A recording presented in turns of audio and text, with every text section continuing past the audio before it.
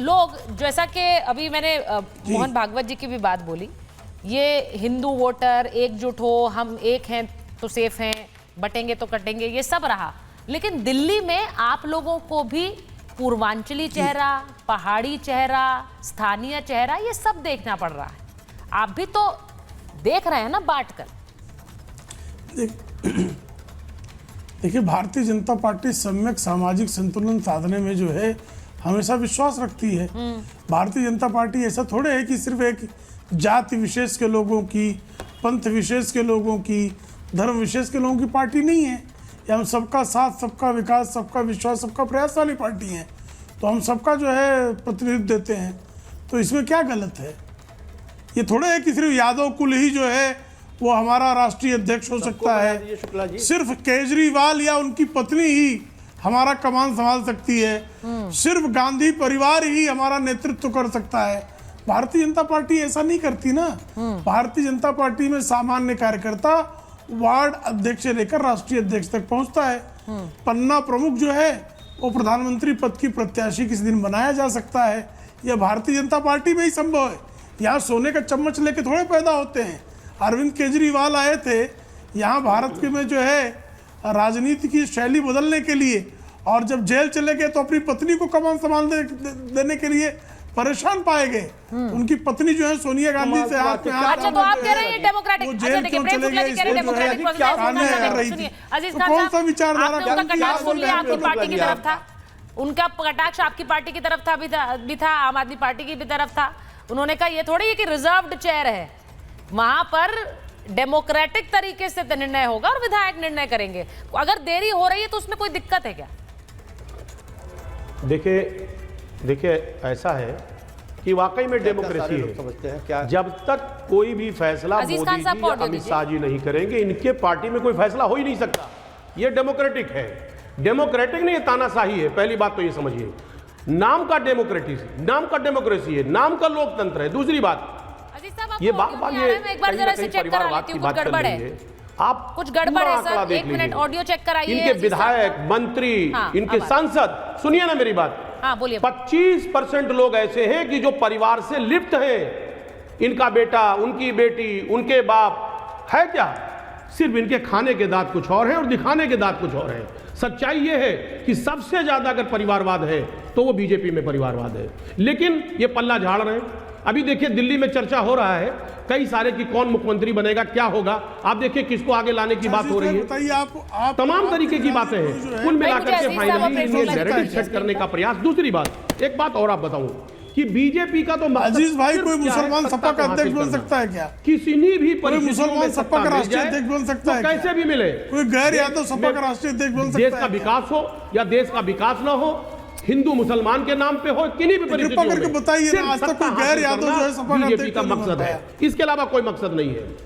आज तक कोई गैर यादव सपा का राष्ट्रीय अध्यक्ष क्यों नहीं बन पाया? छोटा सा सवाल है मित्र। अरे प्रेम शुक्ला जी, आप राष्ट्रीय अध्यक्ष जी क्यों नहीं बने? आप बीजेपी के राष्ट्रीय अध्यक्ष क्यों नहीं बन पा रहे? 3 दशकों की पार्टी हो गई। तो क्या मोदी जी के बहुत नजदीक नहीं है?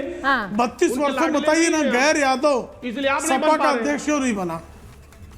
मुझे एक देखिए, मैं कह रहा हूँ हमारे यहाँ तो कोई भी बन सकता है भाई। अच्छा ठीक है, मैं संजीव जी के पास राष्ट्रीय अध्यक्ष होगा पता नहीं सकते। आप क्या तो अखिलेश जी का ही परिवार पे होगा। Let me go to Sanjeev Kaushik ji. Sanjeev ji, उन्होंने आप पर भी हमला किया है, उन्होंने समाजवादी पार्टी पर भी हमला किया है। मेरा सीधा सवाल यही है कि जब बार बार हमला आपके ऊपर ये होता है कि आप पहले विपक्ष का फेस तय कर लीजिए। सीएम फेस तो कोई भी होगा, वो एक तरह से बीजेपी का रिप्रेजेंटेटिव होगा।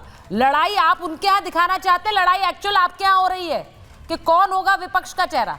आप केजरीवाल जी हैं, आतिशी हैं, कौन है?